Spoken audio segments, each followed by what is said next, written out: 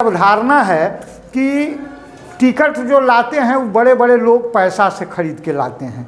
तो पैसा से जब खरीद के लाएंगे, आपके गांव में आएंगे तो 5 गो दारू पीने वाला उसको हायर करेगा और डोम की तरह उसको बेच देगा, जैसे समूचा गाँव के वोट हम आपको दिवाएंगे। जबकि आप किसी पियक्कर और किसी गलत आचरण वाले को पसंद नहीं करते हैं, तो उसमें वैसा आदमी आपको बरगला देता है। तो आपके बीच इस पार्टी का है कि आपके बीच से नेता होगा जिसको आप जानते हैं, पहचानते हैं, और आप जिसका अनुशंसा करिएगा उसमें से किसी एक को टिकट मिलेगा।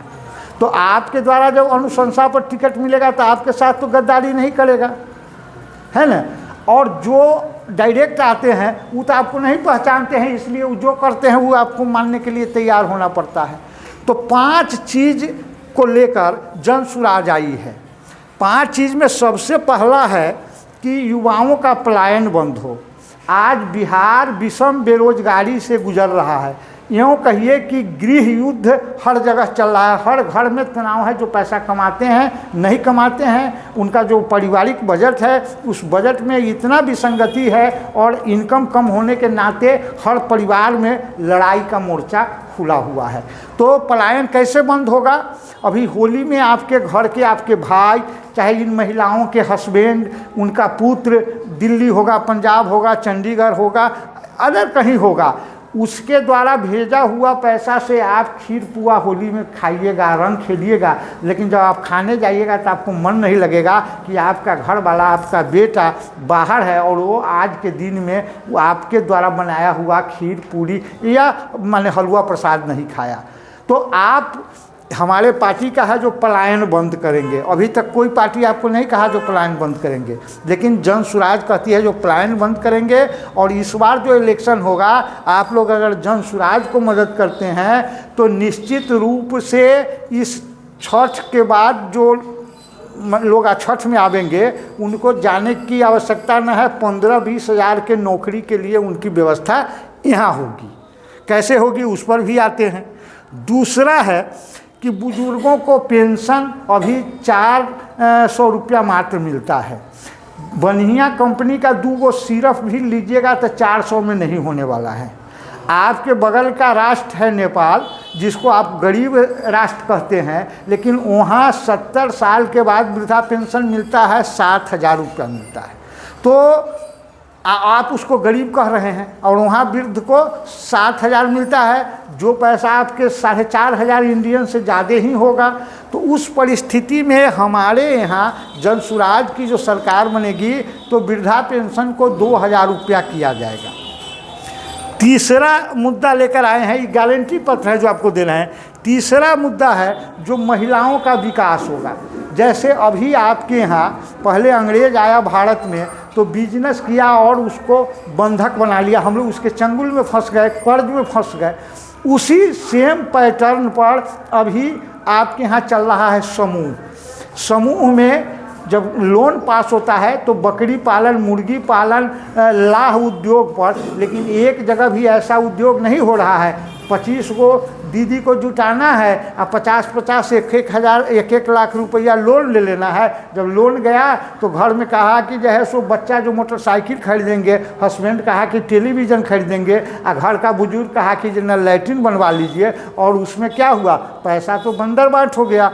अगले सप्ताह से आपके घर पर वो आता है मुगल की तरह और आपसे लेता है। उस समय आप क्या करते हैं, आप जितनी इस जगह माता बहन बैठे हुए हैं, अगल से बगल से कर्जा लेकर उसको 1, 2, 3 डेट देते हैं। चौथा डेट जब मांगने जाइएगा तो वो भी आपको पैसा नहीं देता है, जे ऐसे नहीं होगा। तो कर्ज से कर्ज तो झपाएगा नहीं जब तक स्वरोजगारी नहीं होगी। तो उस परिस्थिति में, और यहाँ तक करता है, आपको मालूम होगा कि आपके घर में अगर बेटी की बिदागरी है, आपका किस्त बाकी है, तो उस दिन आता है आपके कुटुंब के सामने बेइज्जत करने कि इस दिन ये पकड़ाएंगे, पैसा लेंगे। तो हमारे यहाँ है जो 4 लाख रुपया ये सरकार बनेगी तो आपको ऋण मिलेगा, और किसी गारंटी पर नहीं, आपके वोटर आई कार्ड और आपके आधार आई कार्ड पर 4 लाख मिलेगा। 4% के वार्षिक ब्याज पर। तो 4 लाख अगर रुपया ईमानदारी से मिल गया, कोई भी व्यवसाय आप करिएगा, चाहे अपने घर वाले को कराइएगा, तो निश्चित रूप से आपका परिवार का पेट भी भरेगा और कर्जा भी सध जाएगा। और खाने वाले होइएगा तो 40 लाख भी दे देगा तो आपका पेट नहीं भरेगा।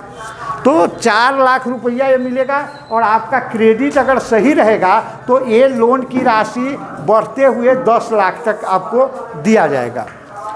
उसके बाद है जो सब कुछ हो गया, लेकिन आपका बच्चा अगर नहीं पढ़ा तो सारा काम बेकार है। मैं कल देवना बुजुर्ग एक गांव है गंगवाड़ा, आप लोग का संबंध होगा, वहाँ खिचड़ी बनाने वाली जो महिला है स्कूल में, उनका बेटा दरोगा में कंप्लीट किया है। तो काहे किया? तो पढ़ा है तो कर गया। तो हमारा मिशन है कि 5 साल से लेकर 15 साल के बच्चे को निःशुल्क शिक्षा आपको दिया जाएगा। चाहे आप सरकारी स्कूल में पढ़ाइए, प्राइवेट में पढ़ाइए। आज सरकारी स्कूल की स्थिति ये है, जो कोई पढ़ने जाना नहीं चाहता है, नौकरी चाहिए सरकारी, लेकिन बच्चे को पढ़ाएंगे प्राइवेट स्कूल में। लेकिन साधारण आदमी को पढ़ाने के लिए प्राइवेट स्कूल में पैसा नहीं है। तो हमारी पार्टी जो आएगी आपके वोट से बनने पर, 5 साल से 15 साल के बच्चा को आप सरकारी में प्राइवेट में जहाँ पढ़ाइएगा उसका पेमेंट सरकार वहन करेगी। इंटरमीडिएट तक का खर्चा आपको नहीं देना है। उसके बाद है कि किसान जो खेती कर रहे हैं, कहते हैं जो घाटे का सौदा है, उसके लिए है जो आज भी मनरेगा योजना चलता है। आपके भैया, आपके चाचा, आपके समाज के लोग बाहर हैं, उनके नाम पर पैसा निकलता है, और मुखिया जी 20,000 निकला तो 19,500 अपना जेबी में 500 दे के आपसे दस्तखत करा लेते हैं। ये लूट है। ये सरकार बनेगी तो उसको मनरेगा से जोड़ दिया जाएगा, और किसान हैं उनको 10 को जन की आवश्यकता है, उनको 5 को जन के है, इनको 20 को जन के है, तो किस मजदूर को उचित पैसा मिलेगा। और किसान जो है उसके यहाँ वो मजदूरी करेंगे, मुफ्त में मजदूर मिलेगा, तो खेती जो है सो घाटे का सौदा नहीं रहेगा। यही 5 उद्देश्य से आपके परिवार का, समाज का और आपके राज्य का विकास होगा। इसलिए सभी लोगों से आपसे आग्रह है कि सब लोग जब तक नहीं जागृत होइएगा तो समाज जागृत नहीं होगा।